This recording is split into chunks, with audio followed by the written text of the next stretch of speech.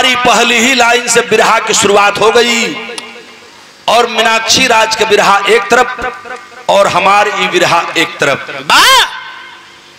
तुलना करेंगे बिरहा की और सुने खातिर जे भी भैया बैठल है, हमार भैया दादा चाचा काका जे भी है, बीच में उठा बैठक मत करब। इतिहास के पन्ना से जहां इनका बिरहा खत्म भइल रोही जैसे शुरू हुई आ खत्म भी होई जहां इनका बिरहा खत्म भइल, लेकिन इतिहास के पन्ने से एक नई खोज मिलेगी जो पूरे बिरहे जगत में एक अपने तरह की हलचल है। वाह वाह। और इस बिरहे में नई खोज कौन सी है, जरा सा दिमाग लगाएंगे। बड़ा अनोखा बिरहा हम बतावे जाते नहीं, लोग कहते हैं, मैं नहीं कहता हूं। यहीं से मैं बिरहे की शुरुआत करने चल रहा हूं। जरा स्वर दो बुना।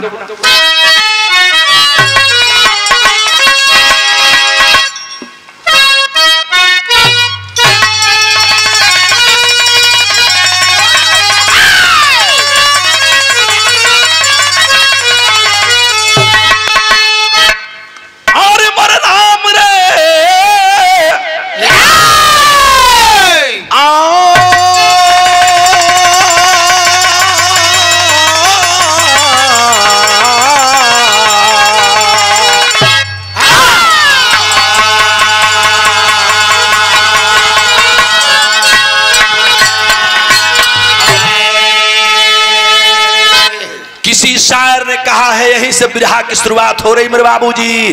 4 लाइन भूमिका है और भूमिका कितनी सुंदर है, जरा उठा के दो ना।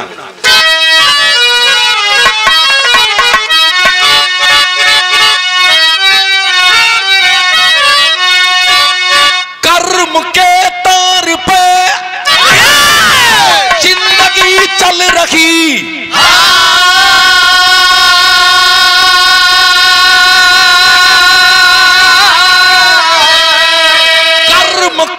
कर्म से सब राहें बदलती,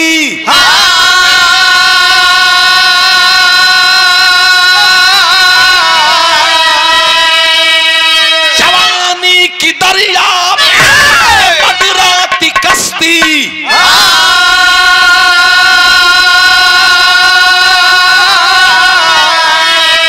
सिवा दूसरे के लगती,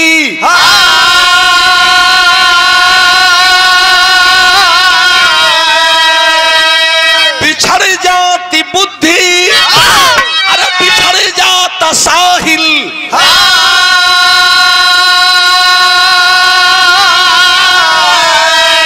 कि मौजो ही मौजो साहिल बिछड़ती,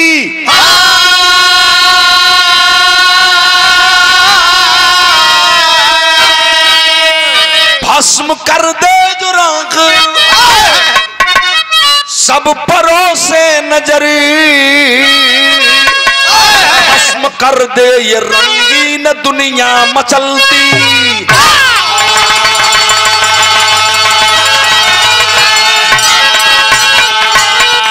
एक लाइन जरा सा गौर करिएगा मेरे बाबूजी।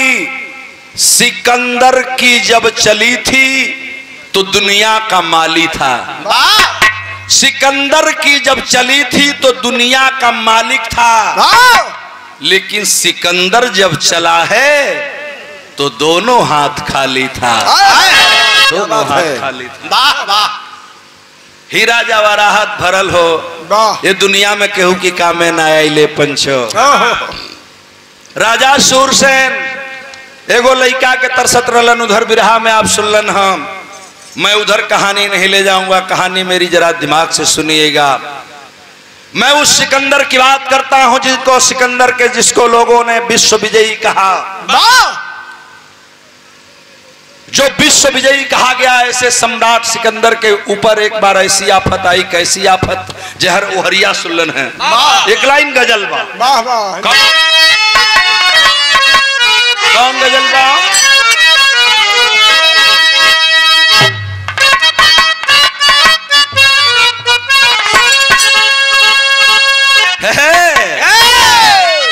ये प्यार का परिभाषा है। अब मीनाक्षी बहन बुच्ची नहीं है, लेकिन हमन कह के सिखाई ल जा। प्यार का परिभाषा एक गजल में हो क्या कि आंखों में आंखें डाल कर, अरे आंखों में आंखें डाल कर हर बात कीजिए, आंखों में आंखें डाल कर हर बात कीजिए, आंखों में आंखें डाल कर हर बात कीजिए, आंखों में आंखें डाल कर हर बात कीजिए। ऐसे ही मोहब्बत की, अरे ऐसे ही मोहब्बत की अरे शुरुआत कीजिए, ऐसे ही मोहब्बत की शुरुआत कीजिए, ऐसे ही मोहब्बत की शुरुआत कीजिए, ऐसे ही मोहब्बत की शुरुआत कीजिए। भैया यहीं से कहानी की शुरुआत हो गई मेरे बाबूजी। ये सादर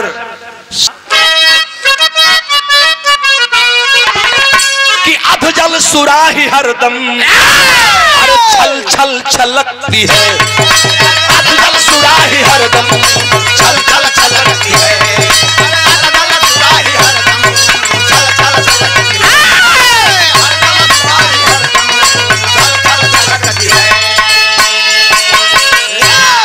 अब भंवरी भंवर में फंस के ए बाबू, अरे भंवरी भंवर में फंस के अरे राह भटकती है, अरे भंवरी भंवर में फंस के राह भटकती है, भंवरी भंवर में फंस कर राह भटकती है, भंवरी भंवर में फंस कर राह भटकती है। यहीं से कहानियां का शुरुआत हो गई मेरे बाबूजी। और लाइन कितनी सुंदर है, ललार लार ललरिया ललार लर लारा, भूप सिकंदर की यूनान की कहानी है, गीत इतिहास गाता सबकी है जुबानी है, प्रजा के सेवक जो कि दुख में दिन बिताते थे, रहे भूखा है लेकिन दानी भी कहाते थे, होनी हो के रही जो रही होनहारी थी, बड़ी बीमार एक दिन सिकंदर की नारी थी, सकल संसार से सदा को नाता तोड़ चली, संसार से सदा को नाता छोड़ चली, मायावी दुनिया को सदा के लिए मोड़ चली, मायावी दुनिया को मजा के लिए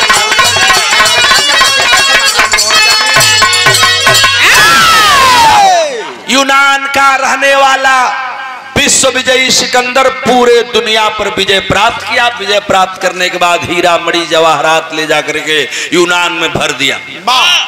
अपने गुरु को देने के लिए गाड़ियों पर लाद करके काफिला लेकर के चला, सगरी हीरा जवाहरात सोना चांदी रहल, और गुरु अरस्तु के पास ला जा करके रखा, कहला गुरुजी इसको स्वीकार करिए, कहला हटाओ यह पाप की कमाई, मुझे यह पाप की दौलत नहीं चाहिए, तू खून बहा करके लहू बहा करके इसको लाया है, मेरे आंख से दूर कर दे और लेके जाओ, जिस दिन तुझे इस दुनिया से जाना होगा तो इसको लेके साथ में जाना। सिकंदर कहलन कि गुरुजी क्या कह रहे हैं, कोई कुछ लेके नहीं जाता है, सब लोग खाली हाथ जाते हैं, कहलत धनवा लेके हम का करब, सगरी लूट के ले आइल हुआ, खून बहौले हुआ, कटले हुए लोगन के, हटाओ इस हीरे मोती जवाहरात को मेरे सामने से दूर करो, मर जाना तो लेके जाना।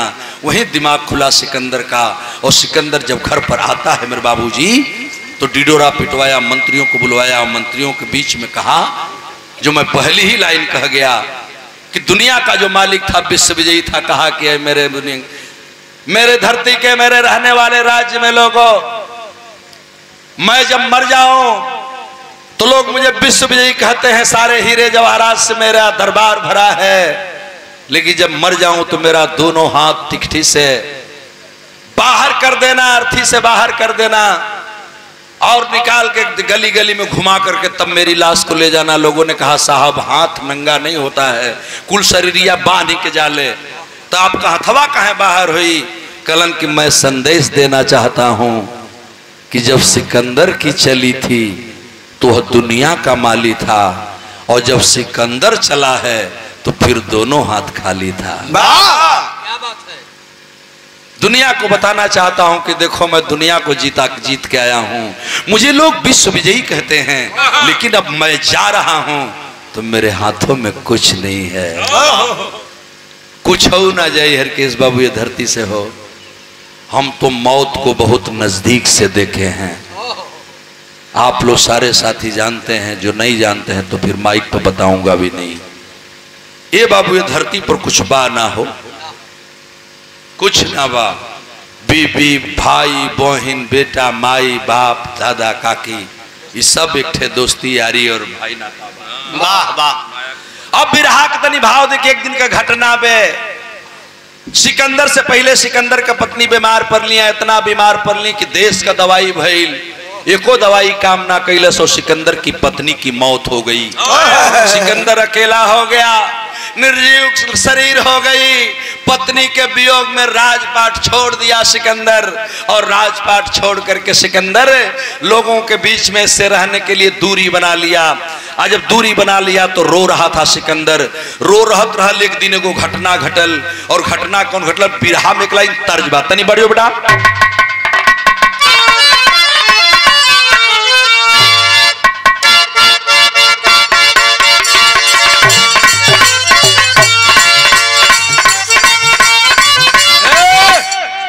यहां उत्तर लगल। रमेश सहरा जी यहां बैठे, हमारे छोटे भाई हैं, हूबहू उस्ताद हमारे बड़का भैया जी के हम भैये कहली ना, कबो लिहली ना धरती पर जौले जिंदगी रहल। साथ में हम लोग दंगल गाए बिरहा का, लेकिन भाई को मैंने बड़ा भाई आज तक कहा, दुनिया में नहीं है। आज से 25 साल पहले धरती छोड़ दिलन भैया। स्वर्गीय बेचन भैया का कैसेट वही रहले चंबी में, ये चंबी कैसेट दिल्ली में। वो कैसेट का नाम रहल लंगड़ा आम। ओमे वो एगो लाइन गौरे रहलन जो लंगड़ा आम वाली कैसेट में रहल। का गीत रहल?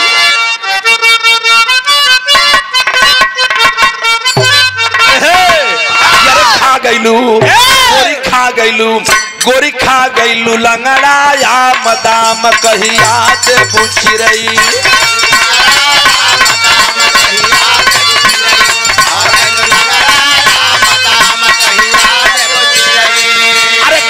लंगड़ाया मद्दाम कहिया देबू चिरई, आ गइलू लंगड़ाया मद्दाम कहिया देबू चिरई। लगन जो बनावा पघाम दाम कहिया देबू चिरई। जो बनावा पघाम दाम कहिया देबू चिरई। लगन जो बनावा पघाम दाम कहिया देबू चिरई। ए बाबू, अरे हो गई ल सिकंदर या धीर नीर अखिया से बरसे।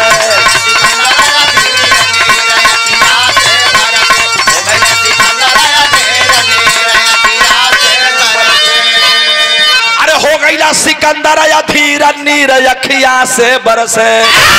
उठला ही अरवा में पीर नीर अखिया से बरसे। उठला ही अरवा में पीर नीर अखिया से बरसे।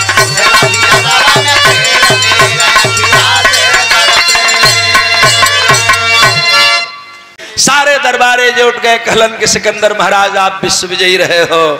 एक औरत मर गई तो क्या हुआ है, औरत के लिए टूट जाओगे क्या? राजपाट नहीं देखोगे?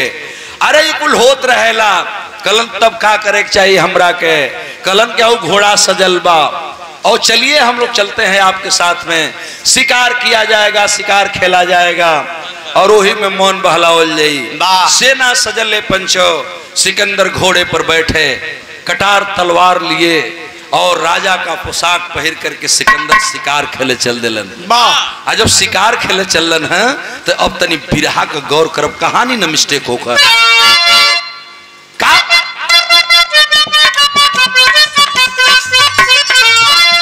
एक दिन राजा चले खेला न शिकारी।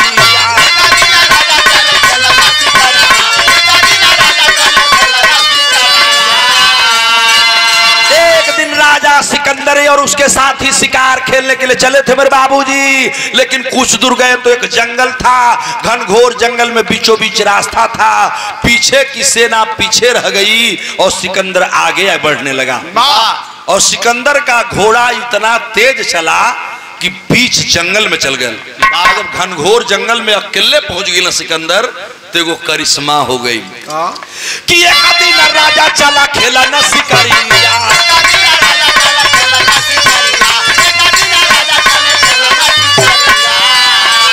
अरे रहिया में मिली एक सुंदर छोकरिया।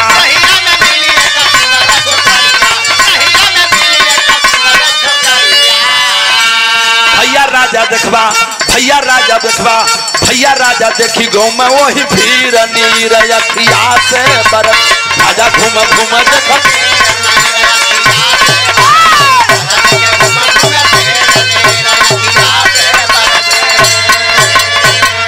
साथ के जितने दरबारी थे सारे लोग पीछे रह गए। सिकंदर महाराज का घोड़ा दौड़ करके घनघोर बीच जंगल में चला गया। जब जंगलवा में गए मेरे बाबूजी तो एगो पीपरे का पेड़ रहल, वही पीपरा का सोरी मोटे मोटे रहल। वही पीपरा के सोरिया पर एगो 16-18 बरस के लड़की, बड़ी सुघर लड़की रहल। मैं उसकी तुलना किससे करूं? समझ लीजिए कि धरती पर वैसा कोई सुघर लड़की ना रहल। इतना नीक लड़की बैठल बे कि राजा सिकंदर का घोड़ावा लगाम खिंचलन, ओहिया रुक गई। जब रुक गई तो लड़किया की ओर निहारत हुआ या घोड़वा का लगमिया खाए के एक और टेढ़ कैला बस घूम लगल। तब पूरा पेड़वा के सिकंदर घोरियावत हुआ आ घूम घूम लड़की के खाली ताका।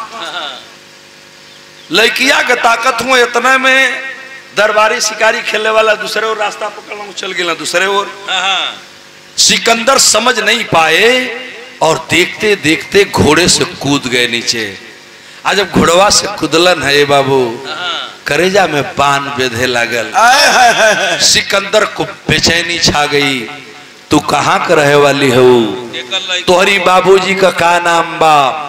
तोहार का नाम बा? उ लड़की है इधर तकलस। आज जब तनी सा तिरछे तकलस कहलस कि तू के हुआ जैब कि कुछ खैब। आज जब लड़किया कहलस कि कुछ खैब तो सिकंदर का पारा हाई हो गई। कले लड़की जुबान संभाल कर बात कर, जान रही मैं कौन हूँ? पहचान रही तू? कहला कि तू भूप हो का हमसे नहीं खे मतलब। कहला कि मैं सचमुच भूप हूँ और इस यूनान का सम्राट राजा मैं सिकंदर हूँ, विश्व विजयी सिकंदर हूँ। कल क्या है?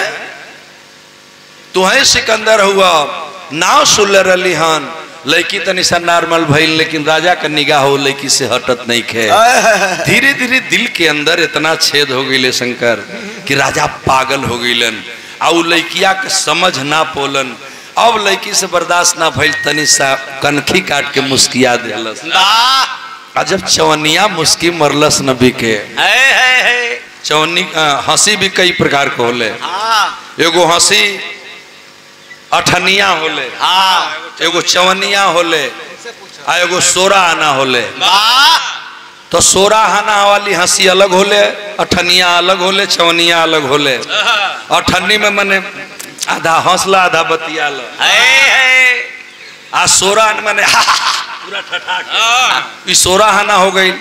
ये चाचा चवनिया मुस्की हो, बड़ी जानदारी है। ताक के उठवा के चाट के तनी सा उठवा काटला। अब एक चवनिया कह दिहल गल। ऐठ के राजा चवनिया मुस्की कटलन आ कलन की लड़कियों लगत बा कि हमके चाहत बे। समझ गई कि लड़कियां भी हमके चाहत बे। सिकंदर उतर गया मेरे बाबू, लेकिन समझ नहीं पाए, बिरहा में टेरी लग गई।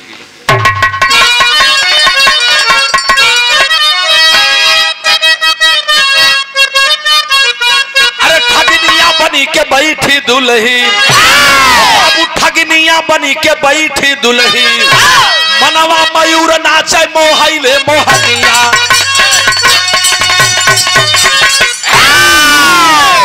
मनवा मयूर नाचे मोहैले मोहनिया, ठगनिया बनी के बैठी दुल्ही। एक लाइन बिरहा का तर्ज लग गई।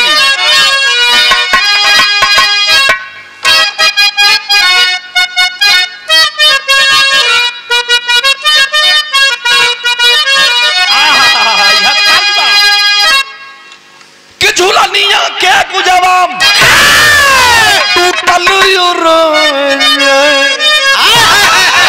अजवनिया में गड़िया छूटल ए राजा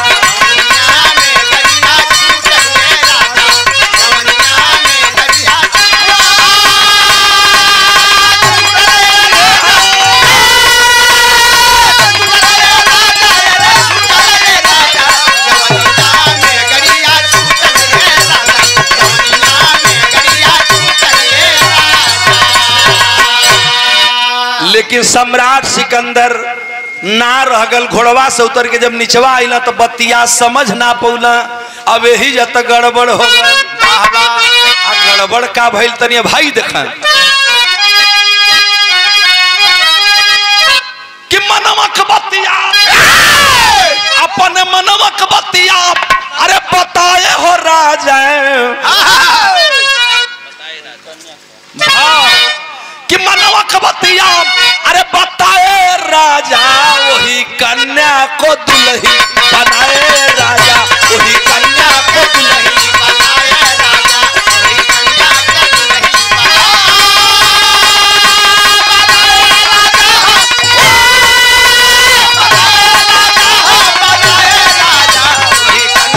दुल्ही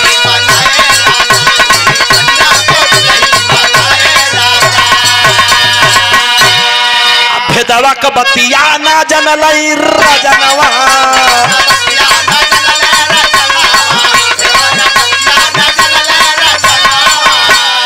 लुटे मजा राजा या अपना भवनवा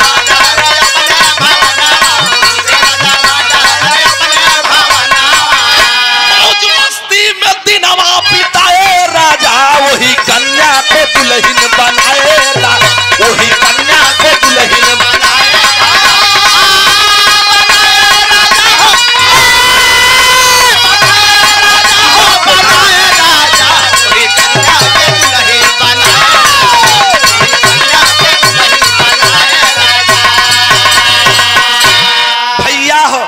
वही लड़किया के सिकंदर समझ ना पौलन और दुल्हन बना करके बड़े प्यार से घोड़े पर बैठा लिए घोड़ा पर बैठा के लेकर के घरे आ गई घरे केहू से बतौलन ना ए पंचो लेके चल गए अपने शयन कक्ष में जहां राजा खुद सुता के ले रनिया के ले जाके वही घर में लुकवा देहलन वही में अन्न पानी जल सगरी का व्यवस्था बा और रनिया कैसा रहला बताई तो आप खुदे समझ जेबो के कौन चीज का कमी नहीं खे अब उसी रानी के साथ राजा मौज मस्ती में लीन हो गए अपनी मेहरारू के मुअला का गम तो भुला गईलन लेकिन राजपाट कैसे चली इहो कुल भुला गईलन फंस गईलन जाल में वाह वाह और मोहनी में जब मोहनी की मूरत में जब राजा फंसे बाबू धीरे धीरे परसों बीत गया और जब साल बीतल तो एक साल के बाद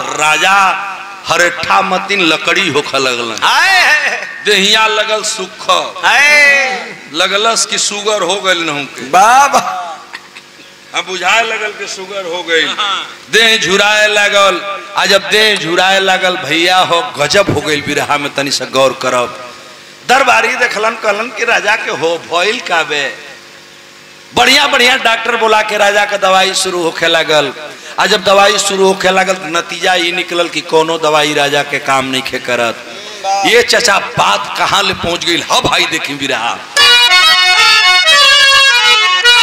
कौन गीत बा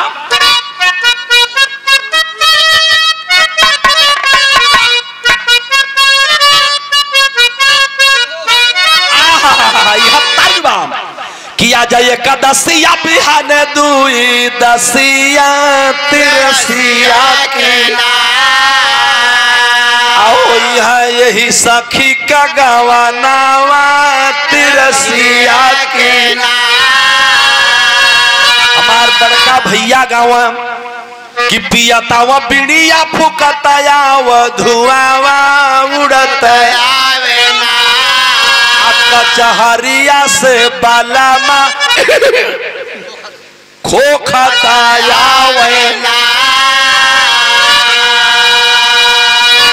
ये बाबू दशा कैसन हो गल कि धीरे धीरे घेरे लागल, अरे धीरे धीरे घेरा लागल, अरे दुख का बदरिया रजनावा के बढ़ल मन मिख फिकरिया रजनावा के बना दवाई करे ये पंचो कौनो कारीगरिया रजनावा के सुखल भीतरे शरीरिया रजनावा की।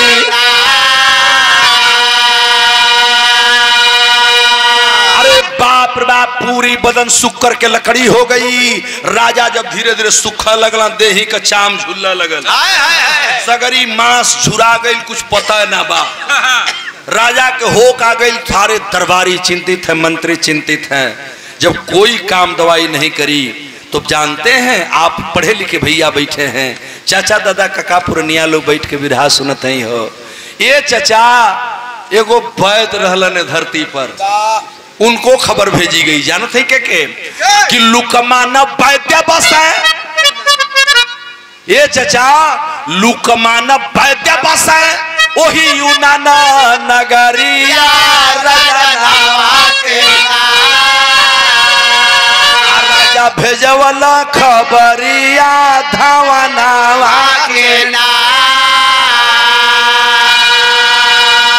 लुकमान वैद्य के यहाँ खबर गई कि राजा सम्राट सिकंदर की जान खतरे में है, वैद्य चल के बचा लीजिए।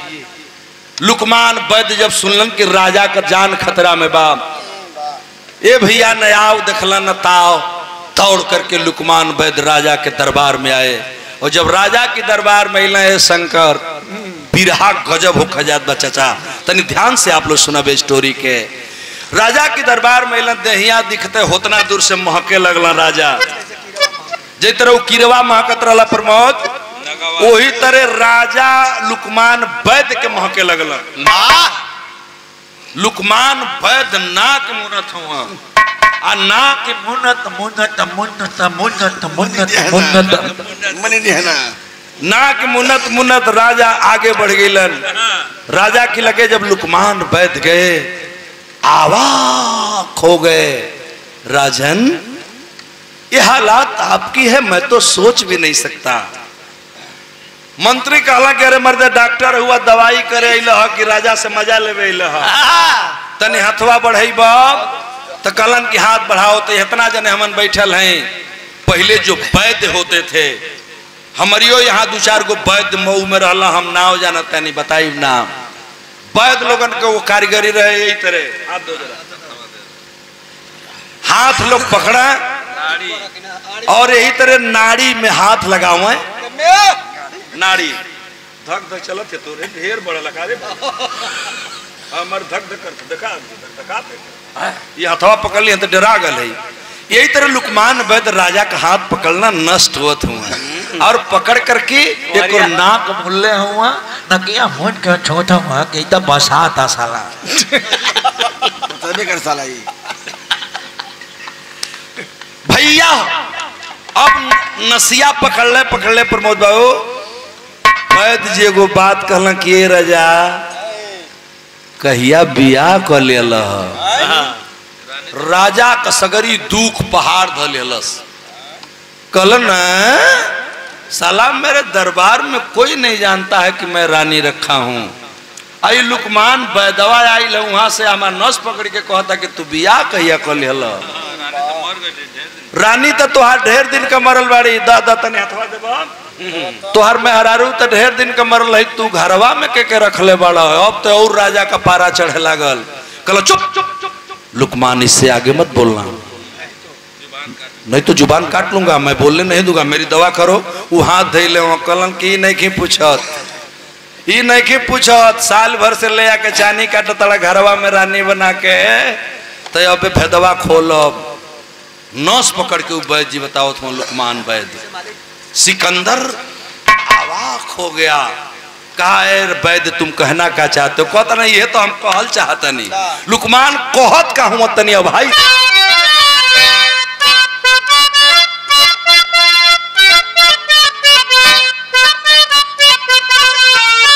वैद बताओ राजा से, वैद बताओ राजा से कहानियां सुन लाई राजा। ई भैया गाँव एक बिरहा में पहपट कहल जला। अबे मीनाक्षी गावत रही है, लेकिन हमार भैया गाँव राजभर के किसान मऊ जनपद के सम्मान बड़े भैया स्वर्गीय बेचन राजभर दुनिया में न बांटा। ई भैया गाँव जो हम बताओ थे कि वैद बताओ राजा के अरे कहानियां सुनी लाए राजा। जोने से मजा काटत हुआ रानी नहीं हऊ नगिनिया सुनी लाए राजा।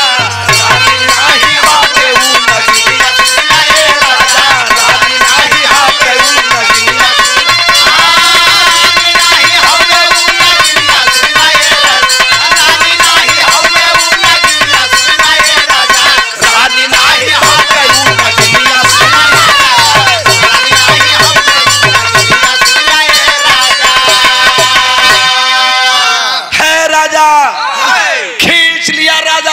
से कटार। दुख का पहाड़ गिरा है, शरीर में शक्ति न है ये चचा, लेकिन राजा सिकंदर खा तलवरिया लेके खड़ा हो गई। कल अगर आगे बोलोगे तो लुकमान यही गर्दन काट दूंगा। कल के हमारे गर्दन काट दो चाहे जान मार दो। हम जौन कहता नहीं तो के सुने के परी हो। घरवा में ले आके जौन चानी कटत हुआ रानी ना हो, वो नागिन है नागिन। सिकंदर फिर तलवार को पीछे कर लिया। कहला कि अरे वैदवा के अगर हम काटब तो बवाल हो जाए। कहला कि क्यों तुम मेरी रानी के विषय में अकबक बोल रहे हो? मेरी दवा के लिए आए हो तो दवा करो ना। कहला कि ये राजा तुहार दवाई कौन हम करी? इसका वाला चढ़ल राजा, इसका वाला चढ़ल राजा तो हके जानून हो आ धीरे धीरे पी जाई देहिया का खून हो। ए राजा माटी होई जाई हा जिंदगानिया सुनी लाए राजा। अब बचनिया सुनी लाए राजा। मटिया में मिली जवानिया सुनी लाए राजा। मटिया में मिली जवानिया सुनी लाए राजा।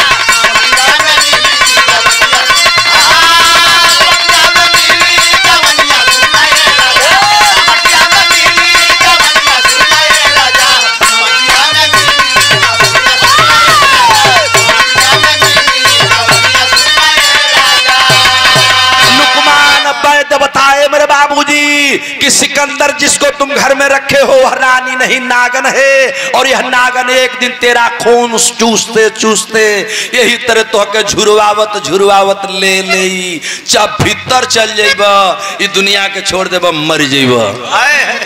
जब मरे की बात लुकमान वैद कहे कटार पुनः खींचा कहा है वैद होश में बोलो मैं सिकंदर हूँ। कल सिकंदर भयंकर होखा चाहे भयंकर होखा जौन सही बात है हम बतावत हैं। वो मेहरारूना नागिन है बचा आज की बात बचा। अब बहन बच जाइबा नहीं तब बड़ी खतरा बा। कलन के राजा म्यान में तलवार रखते हुए कहा लुकमान वैद को पकड़ लिया जाए। अब वैद को पकड़ लिया गई। दोनों हाथ बांध के मुस्की चढ़ा दिल गई लुकमान वैद के। बन्हा गई नरसरी में लुकमान वैद। वहां खड़ा दरवान हुआ देखत हुआ कि राजा ये वैदवा के संग कैल का चाहत हुआ तो वैदवे या राजा समझत बाना बतिया के और के वो समझत बाना है कि मामला खाबा। कहला कि बताओ अब गर्दन कटवा दूंगा, तुझे सिद्ध करना होगा कि मेरी रानी नागन कैसे है। कहला तो हथवा खोल, हथवा खोला हम अब बताओ कि कैसे तुहार नारी नागन बा। कल अगर सिद्ध नहीं करोगे लुकमान वैद तो ये सिकंदर बोल रहा है और तेरी धड़ गर्दन अलग करूंगा ही बोटी बोटी काट डालूंगा। सिद्ध करना होगा कि मेरी रानी नागन है। कल कि हम सिद्ध कर दे। ये को काम खाली तू कल हाथ खुलवाओ हमार। जब हाथ खुलल राजा वैद उतना दूर खड़ा हो गई। कल कि ये राजा तू आज एगो काम करी हो, हमार बात नहीं खमानत तो हमके जेल में डाल दो। हम यही जबानी बिहने हमके कटी है, हमार गर्दन कटी है, हमार गोड़ कटी है, हाथ कटी है। जौन मन करिए तौन कटिए चाहे जौन मन करी तौन कटिए, कोनो दिक्कत नहीं है। लेकिन आज कर रात एगो काम कल। कौन कौन काम? कल कि राजन तुम अपनी रानी के पास जाओगे। कल तो हम रोजे जाइला। कल आज भी जाओगे और आज जाने के बाद पहले तुमको एक काम करना होगा। क्या? पूरे राज्य में डिडोरा पिटवा दो। पूरे राज्य में कहीं भी किसी के घर में एक बूंद पानी नहीं रहना चाहिए। एक ठोप पानी लोटा में, गिलास में, पतीली में, बल्टी में, गगरा में, मिट्टी मेटा में ना रहे चाहिए। और जहां तालाब है, पोखरा है, कुआं है, वहां आप पहरा लगवा दो। सिपाहियों का पहरा लगवा दो लाइट जलवा करके, और पूरी रात लोग जगेंगे, लेकिन घर में किसी के पानी नहीं होना चाहिए। कल ये कौन बड़ बात बा। अब राजा वैद्य जी के जेल में डाल दिलन, कारागार में बैठ करके डिडोरा पिटवा दिए। डिडोरा पिटवाने के बाद है पंचो, पूरे राज्य का पानी राजा गिरवा दिए।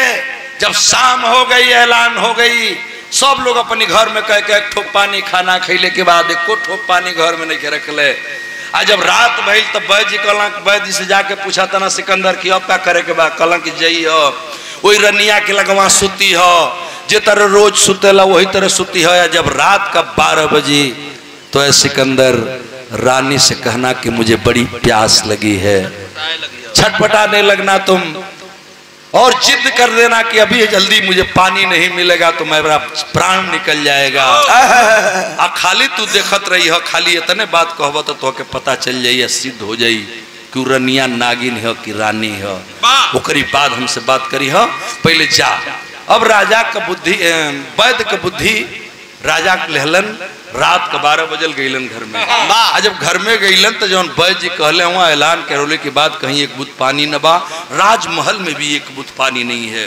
तालाब, पोखरे पर, कुएं पर सिपाही पहरा दे रहे हैं बैठ करके। रात भर जगना है सबको, सब लोग जगह जगह पहरा देत बा पोखरा पर। रात का जब 12 बजल सेज पर राजा कमाल कैले लुकमान वैद्य वाली बात, और लुकमान वैद्य वाली बात कहलन है। का कहलन है तनी आल्हा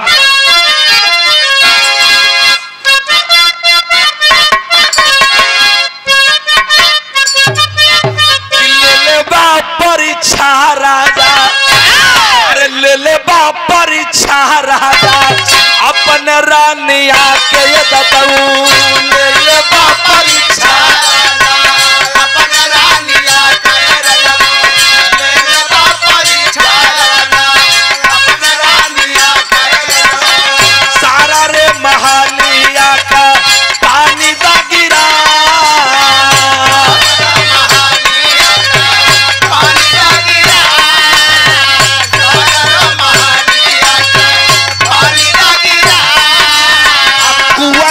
पोखरा पर पहरा लगा के राजा, पोखरा पर पहरा लगा के राजा, पोखरा पर पहरा लगा के राजा।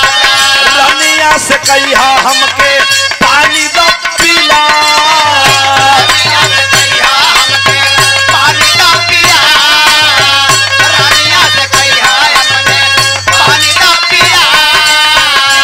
यही हुआ मेरे बाबूजी। और जब यही हुआ रात को 12 बजा, राजा नाटक बना के नाचा लगल।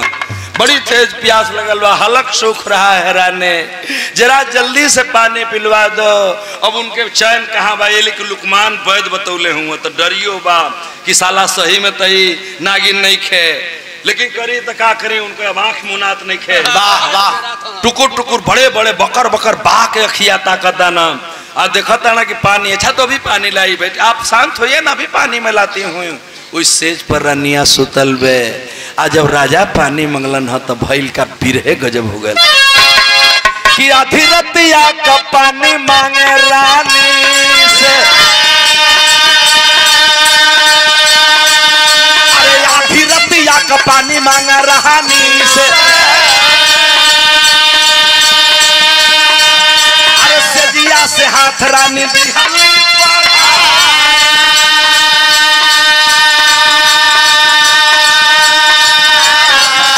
से हाथ रानी पुनली बढ़ा, अरे पूरा रे महलिया में पनिया के खोज,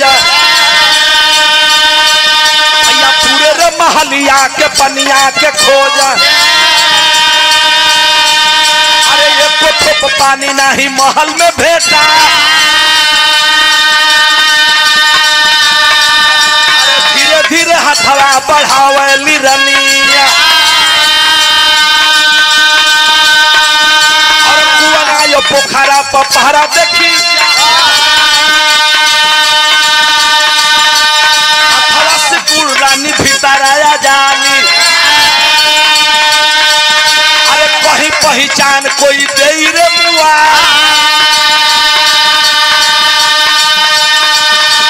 पानी मांगल राजा रानी से दोबारा से रानी चली पनिया ले आ अरे हथवा बढ़ाए करके निकली महल से समुद्र से खारा पानी ले आई उठा अरे समुद्र से खारा पानी ले आई उठा थर थर का पता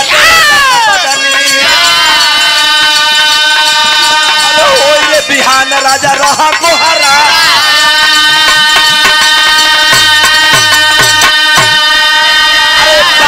बाप रे भैया बिरहा सुनने वाले साथियों रात को जब राजा पानी मांगते हैं वह नागन रूपी अबला हाथ को नीचे रखती है पूरे महल में हथवा बढ़ावे लगल और जब हथवा बढ़ौलस तो जस जस बढ़े लगल तस तस सुजमनिया पर नाग बनत गई और नागिन होकर के पूरे महल में खोज आई कहीं एक बूंद पानी न मिलल क्योंकि एक लोटा बना हुआ है परेशान हो गई राजा देखो तो सलाह का सुतल है यही से आज जब देखलन के धरतिया पर पूरा घरवा में रेंगत का है इनका अब तो बाबू बाप जौनो देही में जान हो सूख गए कहलन हो बिहान थोड़ी देर की बाद राजा देखलन कि रानी जब दोबारा रानी से पानी मांगे तो वह घर के अंदर से दरवाजे के एक सुराख से नीचे से चौकट से किनारा से निकलल और हाथ को पतला करके बाहर निकल गई और बाहर निकल करके और हिंद महासागर से जा करके लुटिया में पानी समुद्र का खारा पानी ला करके और तुरंत राजा को लेकर के बैठ गई जब वो पानी देखलन ले लेलन राजा लेकिन जो ही मुँहे लगौलन तो खारा पानी समुद्र का आप जानते हैं वो पीते ही राजा पहचान गए कि ओह ये तो समुद्र का पानी है जो ही उठे लगल समझ गए कि अरे बाप रे बाप राजा हमसे गलती हो गई राजा सोचे लगलन वैद के जल्दी कर बिहान हो कहीं वही में मोर न जाना तौरी बवाले हो बिहान हे भगवान बिहान हो पागल हो गए सिकंदर और जब सवेरा हुआ रानी पुनः जस की तस सोई पड़ी है दरवाजा जाकर खोलते हैं दोनों गोड़वा छाल कलम जी हमार जनवा बचा ला कलम का हो गई है गोड़वा छोड़ा तू राजा हुआ सिकंदर हुआ कलम कुछ ना हम कुछ ना है हमार जान कैसे बाची अब हम का बतावे के बाद जब बाहर आए लुकमान वैद्य राजा के कंधे पर हाथ धैलन कलन राजा ने तू राजा नहीं मेरा भाई है और सुन तेरा जान बचेगा तू एक काम कर ले तो बिरहा के आखिरी में नई खोज मैं बताने जा रहा हूं लुकमान वैद्य कलन के एगो काम करी है एगो काम कह आज रानी के रात में फुसला लके उतरे जाए अबे नहा धो के फुसला लके हमन का चले के सैर करे और चल जाई कहवा हमन का ईजा नहीं अरब सागर से घूमे के मन कर हम लोग सागर ही चलेंगे नैया से चलेंगे पानी के जहाज से चलेंगे और यहाँ से लेकर के चलिए भारत के किनारे जो अरब सागर बसा है उस अरब सागर के किनारे ले चलिए और वैया जब ले चलिए तो हम उपाय बताई लेकिन हम चलब रजवा कलश की साला बुढ़वा अबो नहीं खे मानत अबले रनिया के कोनो नहीं खा देखले आई देखल चाहता लेकिन जब दिमाग में आयल कि ओ हो ना ही ओके ना लिया जाए तो हमार जान ना बाची कलन ठीक है आप भी चलिए राजा रानी को तैयार किए दोनों प्राणी बाबूजी आए और यहाँ थे हमारे यहाँ अरब सागर में और अरब सागर में झिझिली खिलावे खातिर राजा भलों के तो झिझिली खातिर एगो नैया के बुलावल गई और नैया बुला करके और उस नैया पर राजा रानी दोनों बैठ गए एक मल्लाह था मल्लाहवा जब जाए लगल तो लुकमान कहला कि ए राजा ख्याल कुछ बा नैया रुक गई लुकमान वैद्य को सम्राट सिकंदर उस नैया पर बैठा लिया और नैया हिंद महासागर में अरब सागर में बढ़े लगल जब अरब सागर में बढ़े लगल ये पंचो कुछ दूर जब नैया गई तो मल्लाह से लुकमान वैद्य बताए कि जब मैं इशारा करूंगा तो इतनी तेज से भागना नहीं तो तुम भी जाओगे मैं भी जाऊंगा। जिंदगी ना बाची अब तो मलाह सही डरा गई कि अरे बाप रे बाप रजवा हमको फंसा दिला सही का करी। कल कुछ ना उन्हें राजा से बतौलन लुकमान वैद्य की सुना कुछ मत नहीं करे के। जब ही नैया बीच धारा में जाई है राजा ते अपने हाथ का है हीरा वाली मुंदरी वही नैया में गिरा दी है। आज यही सागर के बीच में अपनी इस मुद्रिका को गिरा देना और जब मुद्रिका को गिरा देना तो गिराने के बाद वो नैया पर लगी है छटपटाए कि मुनरिया में हमार जान बसला, अगर ना मिली तो हम कूद के जिंदगी दे दे, मैं बचूंगा नहीं। छुट्टे लगे छपटिया है कूदिया मत नैये पछरी है कि अब हम कूदब वही मुनरिया खातिर खोजे खातिर जब कूदब तो रनिया तो के कूदे ना दे रही मत तू कूदे ना दे। आ जब वो कूदे ना दे वो खुदे कूदी, आ जब कूदी तो करी आगे का काम हम करब घबरई हम मत। ये चचा है हमरे पंच गोसाई लोग हमारी और एगो दवा खाना चलेला, पढ़े लिखे भैया पढ़े होंगे, यूनानी दवा खाना। आज भी यूनानी वैद्य खाना के नाम से हमारे एक दवाई बिकती है और वह लुकमान वैद्य के जड़ी बूटियों का रस है। उस रस को लेकर के एगो शीशी में लुकमान वैद्य बैठल आ लुकमान वैद्य ले ले हुए चोरौले हुए जड़ी रसवा के कलंक खाली मुनरी गिरई है और करीब बाद आगे का खेला हम देख ले। अब भइल का तनिया भाई देखा भी रहा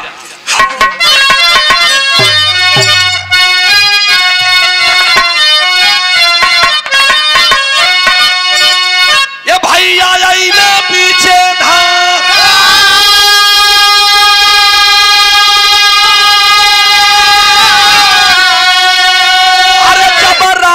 लहरी तो वही धारा पीछे पनिया गिराए मुनरी।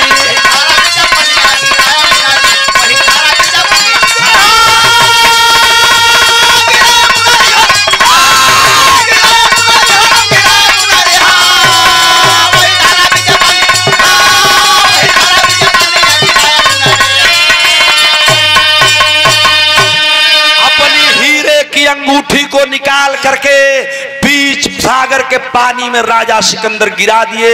जब गिरा दिए तब का भइल कि राजा बोलते बोले मुनरी बीचे फंसा जिंदगानी आ मुनरी ले आओ कूदी पनिया में रानी।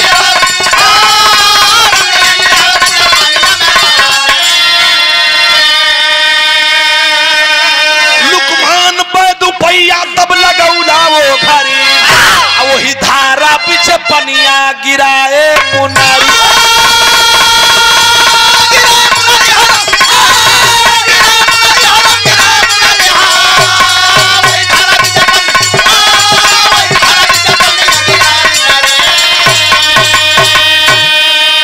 राजा की मुद्रिका जब जल में गिर गई मेरे बाबूजी, राजा जब कूदने लगे कि इस मुद्रिका में मेरा जान बसता है, मैं दौड़ के जाऊंगा इसे खोज के लाऊंगा। रनिया कहल तोहरी गईले की जरूरत नहीं खे, अबे हमले आवता नहीं मुनरी ए तचाई हे त राजा चाहत रहलन नैया पर से रनिया कूद गई।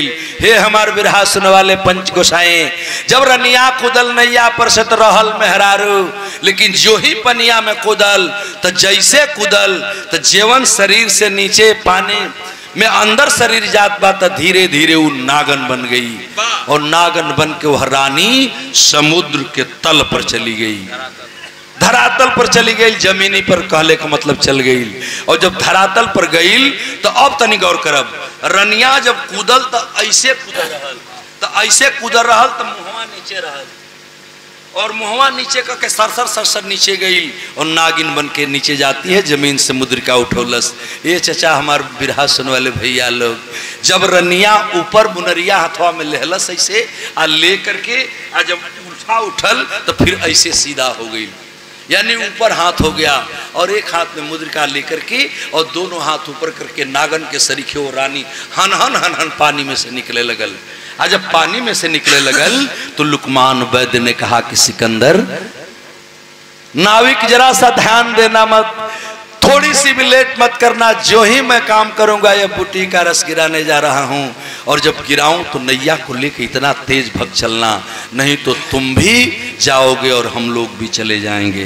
वो नाविक बड़ा तेज दिमाग कर रहल, डेराइल तो जरूर बा, लेकिन सोचल कि सारा कुछ हुई, लेकिन मरब थोड़े, भागब बहुत तेज, पहले ही से सजग बा। ये चाचा मुद्रवा उठौले बे आ तौले राजा लुकमान वैद शीशी में जौन जड़ी बूटी का रस ले रहलन, वो डिब्बी निकलन, आ डिब्बी निकलने के बाद रनिया जब मुद्रिका लेके हथवा परा करत है तो ले भइल का तनिए भाई देखा कि हथवा ले मुनारी रानी ऊपर उठावन, आ बूटी वाला रस पैद ऊपर से गिरा।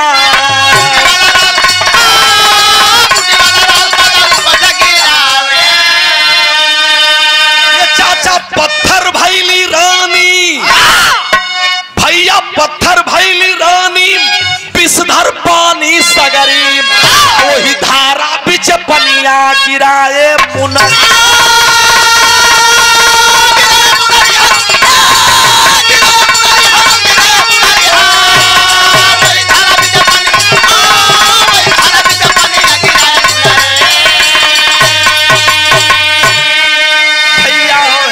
हथवा उपरा कैले रहले पंचो, हथवा में मुनरिया रहल, अब ने के हाथ रानी उठौले बे ऊपर, धीरे धीरे ऊपर आवत रहल, हाथ ऊपर इतना आ गई रहल। सोच गए नैया वाले को चिल्ला पड़े लुकमान वैद, जल्दी करो ऊपर से हाथे पर बूटी का रस वैद जी गिरावे लगलन। आज जब बूटी का रस वैद जी गिरौलन तो धीरे धीरे वो रस पूरे शरीर पर पड़ता गया, और जहां ले गई वो रसवा फैले लगल। बूटी का रस जब फैलने लगा तो जब जहां ले फैले ले पंचो, तहां ले का पनिया जहर हो गई, और रनिया का शरीरिया वही पनिया में पत्थर हो गई। मूल चीज बिरहा कहानी होले, और यही बिरहा का एक छाप होता है मेरे बाबूजी। जरा से हमारी बात को दिमाग में लगाऊं, ये चचा लुकमान वैद जब ऊपरा से बूटी का रस गिरौलन न जड़ी बूटी के, तो जवन हथवा रनिया मुनरिया वाली निकल ले रहल, ठीक ऐसे ही रहल हथवा, एमे हीरा का मुनरी चम चम चम चम चमकत बे, शीशा चमक रहा है, और हाथ ऊपर केवल आया है, इतना हाथ ऊपर बा, हाई खाली मुड़िया वह निकल रहल कि वही जा रनिया पत्थर हो गई। और जब रनिया पत्थर हो गई, लुकमान वैद बोल दिए नाविक जल्दी करो रे पगला, जल्दी करो, नहीं तो तेरी नैया भी पत्थर हो जाएगी। अब उस सुल्लस की नैयो पत्थर हो जाई तो और तेज भागे लगल, और तेज भगल। जस जस नाविक नैया लेके भग रहा था तो बूटिया का रसवा फैले लगल। अब तो दिमाग लगाई, ये बीच में रानी का हाथ, इतना सर, और वहीं पानी के चारों तरफ वो फैलने लगा रस, इतना तेज फैले लगल कि नैया जितना लेके मलाह भागे उतना तेज फैलत बा।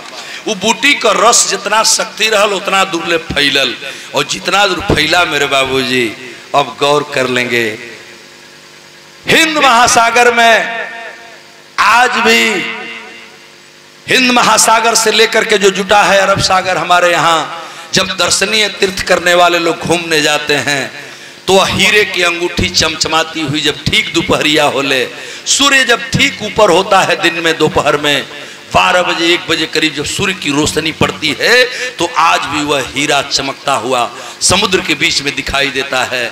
और रनिया का पत्थरवा वाला हथवा यही तरह बाबूजी आज भी अरब सागर में वही तरह परल बा। पर्यटक जाते हैं, लेकिन वहां के रहने वाले लोग, बसिंदा लोग, कभी भी उस 100 मीटर का जो दायरा है उसको खतरे का दायरा बता दिया गया है। उधर लोग बतावला कि आज भी अगर भूल से चिड़ई चुरुंगे को जानवर तक चल के अगर उनमें चल जाला, बैठ गया कहीं पानी पर ही अगर, तो पत्थर हो जाता है। ये लिए मनुष्य के लिए सुरक्षा के लिए बना दिया गया। आज तक वह पत्थर की निशानी पड़ी है, हीरे की अंगूठी चमकती है, लोग दर्शनीय के रूप में देखते भी हैं, लेकिन उधर जाने के लिए मनाही है। जे गैलू बच के ना ले आइल, ये लिए अब के हु पानी के नगीचे ना जाला, दूर से दर्शन करके और वहीं से वापस लोग होते हैं। यही बिरहा की मेरी खोज रही। आखिरी लाइन में लिखा गुरुदिल मोहम्मद राम सेवक सिंह रमदयाल विख्यात, कभी गया लाल जगलू यादव जगधारी से नाता, अरे ठगनिया बैठे बैठे दुल्हन, आज चार गौरी शंकर कभी उमा का लेखनिया खजनिया बन के बैठी